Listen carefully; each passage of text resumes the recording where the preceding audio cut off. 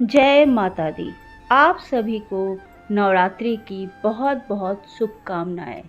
आज हम सुनेंगे नवरात्रि में दूसरे दिन माँ ब्रह्मचारिणी की कथा।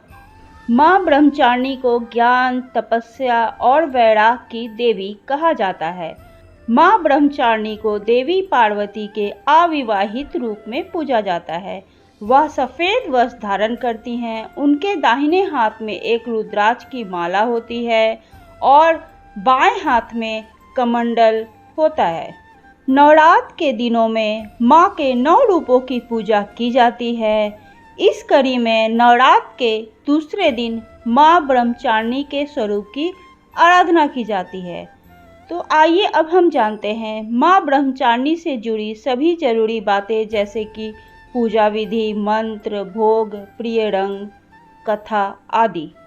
माँ ब्रह्मचारिणी माता रानी का दूसरा स्वरूप है।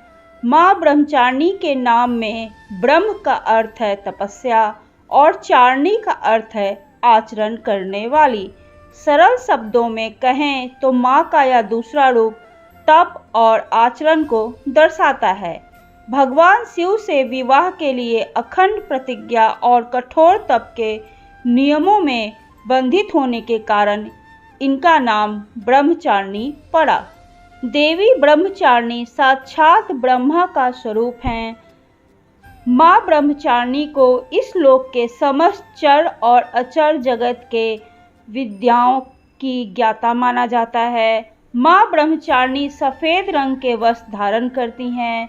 माता के दाहिने हाथ में जप की माला और बाएं हाथ में कमंडल सुशोभित है।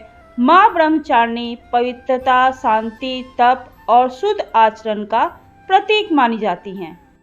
आइए अब हम जानते हैं माँ ब्रह्मचारिणी की पूजा विधि क्या है। प्रातः जल्दी उठकर स्नान से निवृत्त हो जाएं। स्नान के पश्चात सफ़ेद वस्त्र धारण करें। घर में मौजूद माँ की प्रतिमा में माँ ब्रह्मचारिणी का स्वरूप स्मरण करें। माँ ब्रह्मचारिणी को पंचामृत से स्नान कराएं। माँ ब्रह्मचारिणी को सफ़ेद या पीले वस्त्र अर्पित करें। माँ ब्रह्मचारिणी को रौली, अक्षत, चंदन का तिलक लगाएं। माँ ब्रह्मचारिणी की पूजा में गुड़हल या लाल रंग के फूल का ही प्रयोग करें। माँ ब्रह्मचारिणी का ध्यान करें और उनके मंत्रों का जाप करें। माँ ब्रह्मचारिणी की आरती करें और उनको भोग लगाएं। माँ ब्रह्मचारिणी को चीनी अर्थात शक्कर का भोग अत्यंत प्रिय है। इसके अतिरिक्त आप किसी भी सफ़ेद खाद्य पदार्थ का भोग लगा सकते हैं। मान्यता है कि माँ ब्रह्मचारिणी को शक्कर का भोग लगाने से आयु में वृद्धि का वरदान मिलता है।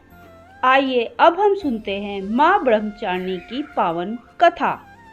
पूर्व जन्म में इस देवी ने हिमालय के घर पुत्री रूप में जन्म लिया था और नारद जी के उपदेश से भगवान शंकर को पति रूप में प्राप्त करने के लिए घोर तपस्या की थी।